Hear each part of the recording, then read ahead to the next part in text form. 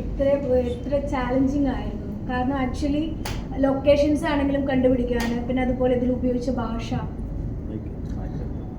Challenging ആയിരുന്നു. കാരണം നമുക്ക് ചലഞ്ചിങ് എന്ന് പറഞ്ഞു കഴിഞ്ഞാൽ ഇപ്പോൾ പീരീഡ് സബ്ജക്റ്റുകളൊക്കെ സിനിമ നിർമ്മിക്കുന്ന സമയത്ത് വളരെ കോടികൾ ബഡ്ജറ്റുള്ള സിനിമകളായിരിക്കും നിങ്ങൾ കണ്ടിട്ടുണ്ടാവും അല്ലേ?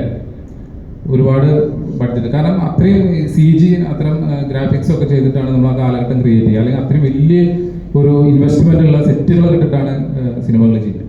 ഇതങ്ങനെയല്ല, ഇത് താരതമ്യേന വളരെ കുറഞ്ഞ ബഡ്ജറ്റിൽ ഈ ഒരു 100 വർഷത്തെ ഒരു കാലഘട്ടം റീക്രിയേറ്റ് ചെയ്യുക എന്ന് പറഞ്ഞു കഴിഞ്ഞാൽ ഡയറക്ടർ എന്നുള്ള രീതിയിൽ വളരെ ചലഞ്ചിങ് തന്നെയാണ്.